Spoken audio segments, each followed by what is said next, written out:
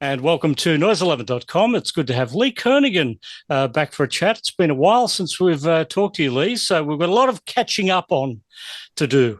Good to see you, Paul. Great to be with you, mate. You've got more dates. It says the final chapter of the Boys from the Bush tour. Now, yeah, when I hear the word final, I always wonder, does that mean you're retiring from performing live, or it's just the end of this tour? Yeah, no, I'm actually retiring, mate. After these final 30 shows, that'll be it, and there'll be no more touring. Really? It's end of the career. Look, in my lifetime, I never thought I'd see Lee Kernaghan off the road. No, I'm only having you on, mate. No. All right. Well, you were very convincing. No, the Boys from the Bush tour kicked off in 2024, and it's been really successful. It's been a sold-out year of touring, and so we've kicked it into 2025. We've announced another 30 shows. And we've just, because of the demand out there, like in places like Tasmania and South Australia and Queensland, we've had to add more dates. So here we go. But this will be it for this tour, and the next tour will look a little bit different. When you put a lineup together, you put a great lineup together with Tori Dark. You've got the 4-time Golden Guitar nominee Matt Cornell, and of course the Missus. Robbie will be joining. Yeah, Robbie Kernaghan's going to be out there too, and yeah, it's great having her on the road. She's like pouring petrol onto fire having her on tour, and she sings a mean duet with me. We've got a few hits together over the years, and she rocks those Ute Me Girl tank tops that we give out to eligible people out there during the night, which is always kind of escalates. She popped up on the last album with Where I Want to Be. I would imagine that one is a must-do song in the set list then when she's out on tour with you. Well, a lot of people really identify with that song. You'd be surprised how many marriage proposals we have on tour. It's amazing, and people want us to play that song, and sometimes, we get a bit of a word from my tour manager that some young bloke wants to pop the question live on stage to his fiancée, and bang, just all sort of happens. So, yeah, anything can happen on our tours, and it usually does. So if you've had multiple people proposing on stage, have you had any knockbacks? I have not seen a knockback. I've seen cheers. There's been tears, and and champagne. We usually bring out the champagne as well. That first album, The Outback Club, that was released on the 4th of May 1994. So do you realise on the 4th of September 2025, your debut album will turn 33 1/3 years old? It's amazing how the music has sort of remain timeless in a lot of ways. Like I go out and I sing Boys from the Bush and songs off that Outback Club album, and it doesn't feel like everything old is new again. And there's this new generation of people coming through that are getting into country, discovering it for the first time. A whole bunch of kids. I can't believe the hats, the boots, the kids, the vibe is just incredible out there. It's an incredible thought that the very first track on your very first album to this day it's travelled with you this entire journey. Yeah, that song "Boys from the Bush" that was the first single, and there was no real big expectations from my record label ABC Music as to what this song would do. In fact, could you believe that we pitched "Boys from the Bush" and the whole album to ABC Music, and they knocked it back. They said, "Nah." I think they thought it was sexist. I don't know, but they didn't get it. And then we shopped it to all the major labels in Sydney, in Australia. They knocked it back as well. And then there was a change of management at ABC Music, and a lady called Meryl Gross took over the reins, and she said, "Hey Lee, come back in and have a talk to us about this record, The Outback Club." And she saw something in the music that other people didn't. She took a punt on me and signed me up, and we made that record. And well, the rest is history. It just sort of all took off from there. Quite a collection that has come over that time, but you haven't had an album since 2019. That's the longest gap you've ever had without a Yeah. new album. Why is that? I think COVID really knocked the wind out of the sails, and I realised that a lot of the inspiration I get comes from real life people, real places, real experiences. And if I'm not out there touring, I'm not experiencing it firsthand, and I'd just be making it up. So that definitely slowed things down. And then looking at country music and where it's at right now, it's like constantly evolving. And I've got a bunch of records there that you know have been the soundtrack to a lot of people's lives. They really mean something. So I'm not going to go out and just release a song because I wrote it today. I want to know it'll stand the test of time. And so I'm working on it, and hopefully by the end of the year we'll have something new. But yeah, long time coming, but hopefully worth the wait. Well, in the meantime, Country is coming to town with the Wolf Brothers. Was that them inviting you onto their song, or you inviting them onto your song? Yeah, well, such great mates of mine, and I got a call from Nick to say, they'd written a song called "Country Comes to Town," and they just thought, "Hey, this is you, LK. We just sing on it." And I said, "Yep, don't even send it to me. Oh, you want me on it? I'll do it."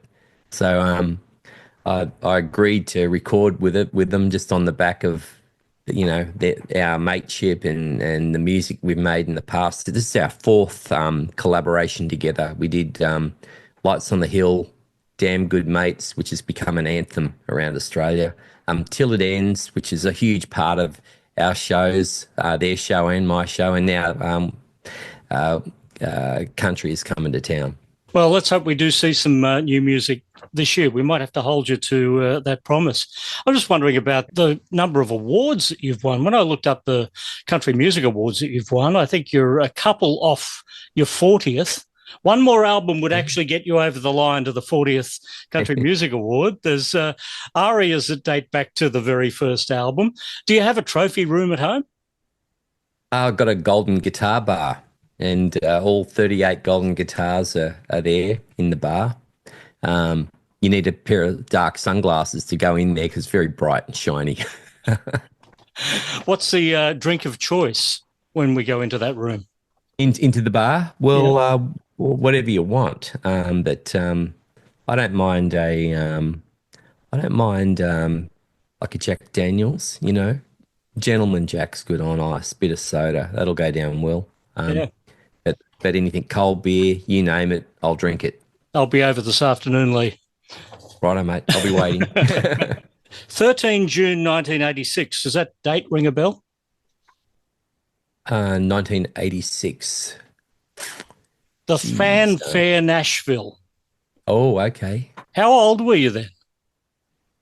I was 22. And how did that trip come about?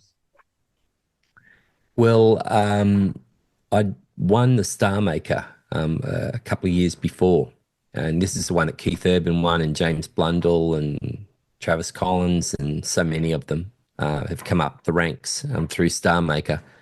And it was through those connections that I got the opportunity to represent Australia at the CMA Fest, which they have every year in Nashville.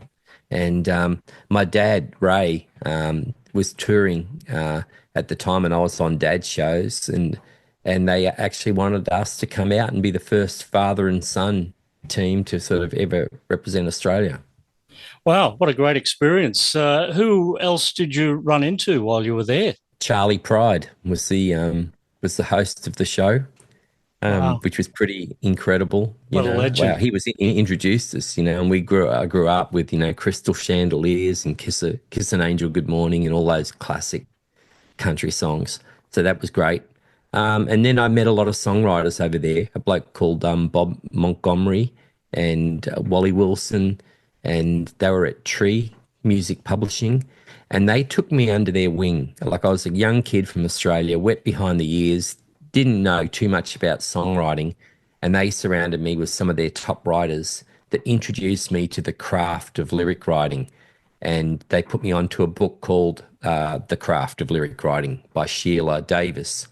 And I studied songwriting, and from there, and that really helped, helped me learn a lot about what I would need to know further down the track when I finally got the opportunity to make that first record. Were you ever tempted to move to Nashville? Yeah, I think maybe when I was 22, I thought, wouldn't it be great to do it? That we were pretty poor. We didn't have much money back in those days, just sort of living from week to week. And then when the Outback Club came out, there was a seismic shift in my songwriting, because Garth Porter said to me, "Hey Lee, these songs that you're writing are all good, but they're not about you. They're not about your country." He said, he said, "Lee Kernaghan, you are a boy from the bush. You come from the Riverina. Your grandfather's a drover. Your dad's a country singer. Start writing songs about you and your mates and your life." And so we wrote Boys from the Bush. We wrote High Country and the Outback Club and She's My Ute, and the whole thing just exploded. And so, to answer your question about Nashville, then I didn't want to go to Nashville after that. I didn't want to move to America because I was writing about my country, and they would want me to change and write about their culture and sort of absorb myself into that industry, which felt like oil and water at this time in my career.